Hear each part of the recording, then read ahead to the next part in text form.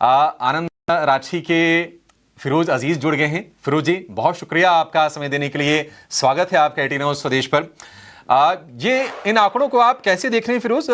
लगातार स्ट्रेंथ बनी हुई है और जब बाजार ने नवंबर में नए रिकॉर्ड छुए तो ये जाहिर था कि फिर नए निवेशक एक्टिव होंगे, बाजार पर उनका भरोसा बढ़ेगा। आप कैसे देख रहे हैं डेटा को? देखिए, ये डेटा को ऑफ कोर्स हम मंथली देख रहे हैं, बट ये बहुत इंपॉर्टेंट है कि ये देखना कि 10 साल पहले ये आंकड़ा क्या था, 3 साल पहले आंकड़ा क्या था, 5 साल पहले क्या आंकड़ा था। क्यों ये इंपॉर्टेंट है? क्योंकि आज जो मार्केट के स्तर हैं वो इसी आधार पे है कि डोमेस्टिक वाले ने खरीदा है। कोविड के बाद 17 लाख 16.5 लाख करोड़ का परचेजिंग आई है। कहाँ से? डीआईआई से परचेजिंग आई है। तो उसको पैसे किसने दिए हैं? रिटेल ने दिए हैं। तो अब क्या वो चलता जाएगा या बंद होगा या बढ़ेगा, उस पर आधारित होगा कि यार निफ्टी आगे जाएगी या पीछे जाएगी। बिकॉज एफआईआई ने तो कोविड के साल के बाद जो भी पैसे लाए थे पहले 1-2 सालों में, उतने के उतने ले जा चुके हैं। अभी उनकी net flow from Covid is negative. ये एहसास नहीं होता लोगों को, क्योंकि महीने महीने देखते हैं बट वो 10 साल का नंबर नहीं देखते, कोविड के बाद का नंबर नहीं देखते। सो अब आते हैं, अब वो आंकड़ा 10 साल पहले कैसा लग रहा था। नवंबर 2016 का आंकड़ा देख लो। नवंबर 2016 का आंकड़ा 9.5 साल पहले का आंकड़ा था। 3,880 करोड़ रुपए आए थे एसआईपी में। 3,880 आज कितने हो गए? 29,900। चलो 30,000 मान लेता हूं as a round figure to make it easier to articulate. तो किधर से पहुंच गए? 3,800 से हम पहुंच गए 30,000 पे। अब आपको प्रोजेक्ट करके देखना है कि अगर ये ऑलमोस्ट 8 गुना से ज्यादा हो गया तो क्या ये होगा अगले 10 सालों में 8 गुना कि 5 गुना होगा? अगरचे ये 5 गुना होगा तो ये नंबर हो जाएगा 1.5 लाख करोड़ प्रति महीना। तो 5 साल में जो पैसा आया था कोविड के बाद, उतने का उतना एक महीने में, एक साल में आने वाला है डीआईआई से। सो इंडिया की जो ये रिटेल पार्टिसिपेशन है इक्विटी में इज हियर टू स्टे, क्योंकि लास्ट 5 इयर्स में ऐसा कभी नहीं हुआ कि ईयर ऑन ईयर डिप हो। उसके पहले, कोविड के पहले 2 बार, लास्ट प्रीवियस 2016 से 2021 तक 2 बार डिप आया। 2021 से 2026 मार्केट ने झटका दिया था, यूक्रेन की वॉर हुई थी, सब हुआ था, बट नंबर नीचे नहीं गया है। So my projection is 55 lakh crore is minimum expected from DIIs in the next 8 years. तो फिरोज भाई, इस साल की जो हमने शुरुआत की थी, इस फाइनेंशियल ईयर की, तो म्यूचुअल फंड्स के पास जो कैश होल्डिंग थी वो 15 ईयर हाई पर थी।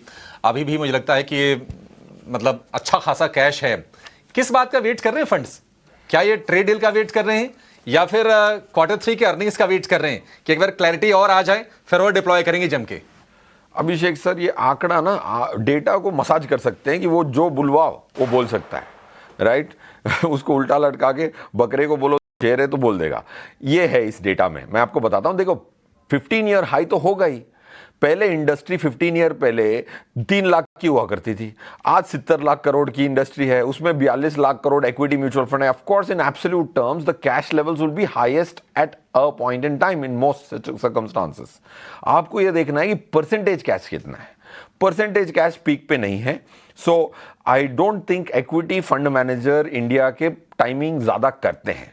5% की कभी कैश होती है। Average levels of cash have been 4% of the current AUM।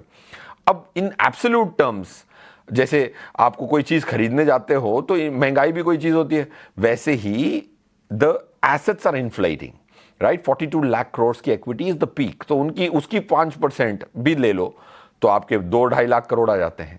So like that, so cash levels are high, of course they high, but you have to see it as percentage of current AUM, not in rupee terms. Okay, लेकिन फिरोज जी, एक सवाल मेरे मन में ये है कि जितने भी इन्वेस्टर्स नए जो SIP वाले जुड़े हैं, वो ज़्यादातर उन्होंने अभी तक किसी भी तरह के पेन नहीं देखे हैं। वो कोविड के बाद आए हैं, जो नंबर की आप बात कर रहे हैं। और अभी भी स्मॉल कैप में देखें तो उस तरह के रिटर्न जनरेट नहीं हो रहा है और सबसे ज़्यादा पैसा, सबसे ज़्यादा इन्फ्लोज भी वहीं पे दिख रहे हैं।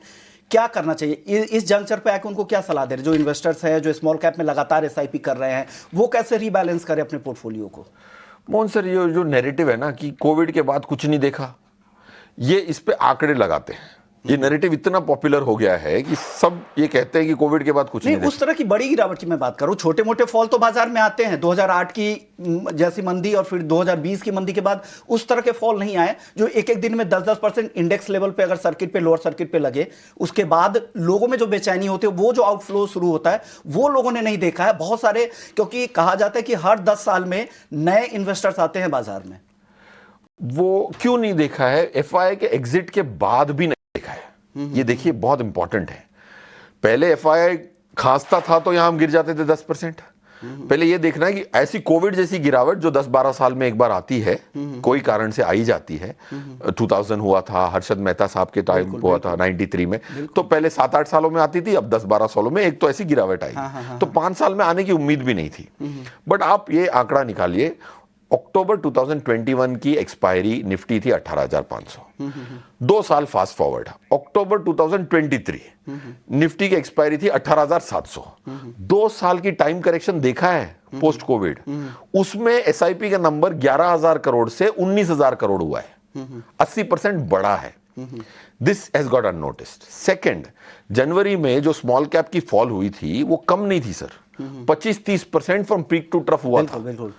वो that's not a small trough. फिर ट्रम्प साहब आए, लिबरेशन डे का अनाउंसमेंट किया, 7 अप्रैल को और तबाही मचाई। आप कैलेंडर ईयर में ही देख लें, स्मॉल कैप की peak to trough is 28% fall. तब भी एसआईपी आंकड़ा नेगेटिव नहीं गया ऑन मंथ बेसिस।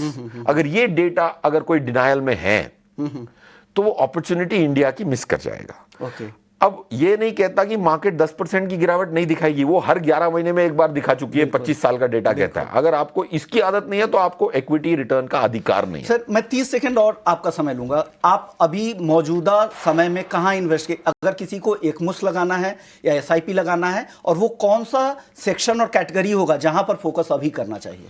मेरे हिसाब से आपको, अगर पहला निवेशक है तो फ्लेक्सी, फिर मल्टी, फिर मिड कैप। ओके। ये क्रोनोलॉजिकल स्मॉल कैप आपकी लिस्ट में अभी नहीं है। अगर आप ऑलरेडी 5 साल के निवेश कर चुके हैं तो आपको 5-7 कैटेगरी की इंपॉर्टेंस है। So I am telling you, new investor, flexi, और मतलब उस क्रोनोलॉजी में फ्लेक्सी, फिर मल्टी एसेट और फिर मिड कैप। अगर आप ऑलरेडी एक इन्वेस्टर हैं, काफी सालों से इन्वेस्ट कर रहे हैं, तो अगर आप मिड कैप, लार्ज कैप और स्मॉल कैप में किस सेगमेंट में अपॉर्चुनिटी है, इक्विलिब्रियम में मेरे हिसाब से। देखो, लास्ट ईयर भी एक नैरेटिव बना था कि स्मॉल कैप की अर्निंग नहीं आ रही, तो फिर मैंने आंकड़े देखे, स्मॉल कैप इंडेक्स में, एनएसई स्मॉल कैप इंडेक्स 250 में 63 कंपनीज चेंज हो गई थी। ओके। अगर वो चेंज को मैं फैक्टर इन करता तो 18% की ग्रोथ आई है लास्ट फाइनेंशियल ईयर में। कोई भी हेडलाइन देख लीजिए, बोलेंगे कि स्मॉल कैप ने अर्निंग नहीं दी लास्ट ईयर। 63 चेंजेस को तो आपको फैक्टर इन करना पड़ेगा ना। So point I am trying to make is, small cap, mid cap, large cap are at an equilibrium. That's my humble opinion, right और wrong. Second, if you are a new investor, start flexi, multi and then mid cap, because mid cap में पैसा तो आना है, but उसमें है ही 150 कंपनियां। $1 trillion की मार्केट कैप है। फ्लेक्सी वाला भी खरीद रहा है मिड कैप, मल्टी कैप वाला भी खरीद रहा है, मिड कैप वाला भी मिड कैप खरीद रहा है। So there are only 150 companies in that. See, large cap में 100 कंपनियां हैं, बट उसकी फ्री फ्लोट बहुत ज्यादा है। स्मॉल कैप में आप चालू कर दें 250 से लेके 500 तक तो है ही। सो happens is mid cap में जो capital flows आती हैं, supply is less, demand is more. Is why I would say the third scheme could be mid cap. Okay. If you're उनके पास पोटेंशियल भी आगे बढ़ने का। जाते जाते 10 सेकंड में जवाब दीजिए, वक्त बहुत कम है, इसके लिए माफी भी चाहूंगा। एफआईआईज क्या कह रहे हैं, क्योंकि आप इंटरनेशनल मार्केट बहुत ट्रैवल करते, क्या हो गया उन्हें? देखिए, एफआईआई जो एक्टिव एफआईआई थे वो निकाल चुके हैं पैसा।